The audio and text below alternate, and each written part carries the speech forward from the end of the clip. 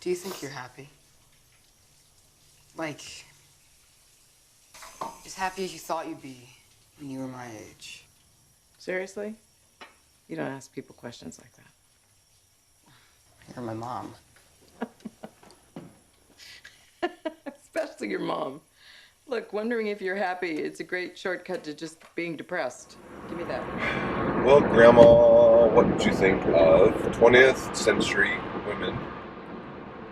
Which, let's see, I have to say is sort of a slice of life of the people living in this boarding house in 1979 Santa Barbara.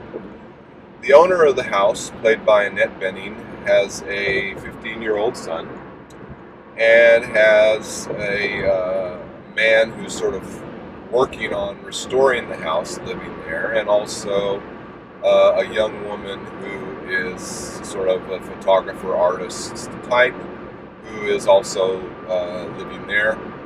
Another main character is the son's best friend, who's a couple of years older than he is, but again, they're best friends. And they spend they spend a lot of time together. Even though Annette Bening is sort of at the center of the story in that she again owns the house, and a lot of the story is about her. She is, I don't know that I would say featured any more in the story than anybody else, because again it's a lot about each of these different characters and what they're doing and where they are in their lives and that sort of thing. It really is just really a slice of life. I mean, you're there with them in 1979. The son is sort of growing up, but again, it's not all about him. You're just spending time with them and learning about them, and that's sort of what it's like. What did you think, Grandma? I kind of disagree with you that Annette Bening is the center of the story. I felt like the 15-year-old son was the choice of the center. Well, she's the center of everything, but again, I don't think that he's the center of the story, or she's the center of the story, or any of the other ones are really the center of the story, because at least in time-wise, they're not. I felt that the filmmakers put him in the middle, because what we were seeing was his interaction with each of those women. The one that was his friend, the one that is older than he, that lives in the boarding home, and his mom. You know, those three women, the 20th century women. One close to his age, one more adult, more experienced, and then his mom.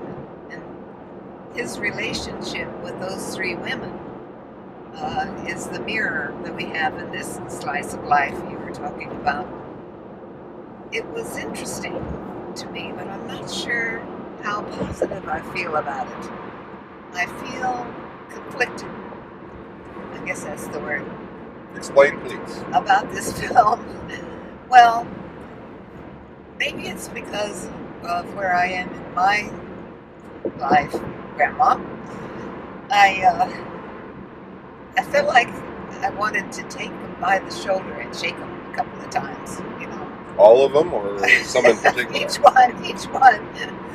Because of what we were learning about them, you know, the conflicting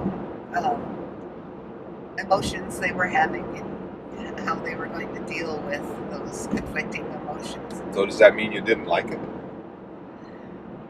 I didn't like it much. I thought the acting was very good. All of the characters were very clear.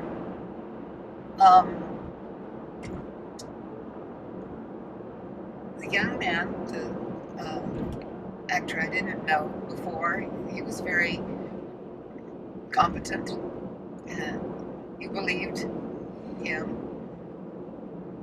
Not sure why I don't feel more positive, really. I feel like I should be more positive. 1979. You don't have to be. Not required. No. You don't have to be positive about every These movie. three women. What did you think?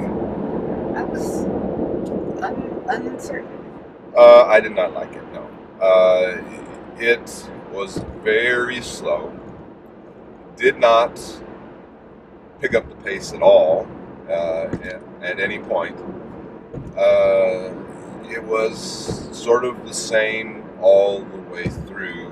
Again, you were with them, they talked to each other, they had breakfast, they did things, but again, nothing really happened. I mean, you were really, again, just spending time with them and again, experiencing things that they were experiencing, but again, none of it was, I think, done terribly interestingly, and Well, you were doing this psychological kind of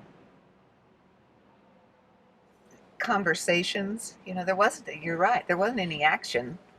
You know, every now and then, like the mom said, she went out into the real world and let's see what was happening out there.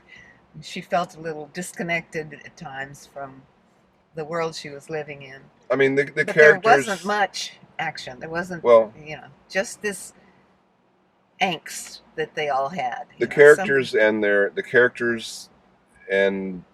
different aspects of the characters, again, were fairly well written in that you really got a feel for the type of person they were. Mhm. Again, every one of them,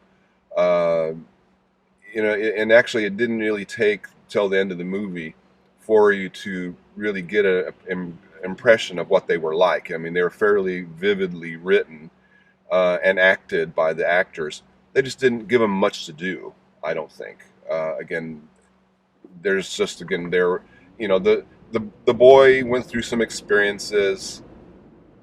Again, it wasn't clear really how major some of these experiences were. Again, especially concerning the best friend, the girlfriend. His budding sexuality, since he was 15-year-old, and he was beginning to be attracted sexually to other people. But again, were these critical moments in his life? You don't know. You just don't. You just really don't know. It's just moments in his life, and again, I just think it was just a long slog through sitting through their lives, and I just didn't care for it. What would you say, Grandma?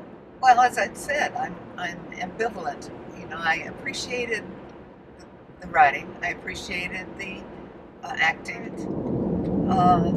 Although it was well done by the actors and the movie makers, I didn't really like it. No. So thumbs down for you, or no thumbs down? Just no thumbs. You know, just okay. Is it a sideways thumb? Hey, that's a good one. You came up with that, not me. I had forgotten. Sideways thumbs. Sideways thumb for you. Yeah, that's. Okay. Well, I would like to be able to recommend it, but I didn't like it, so I'm not recommending it. No. you can do that. I can do that. Yes. Okay.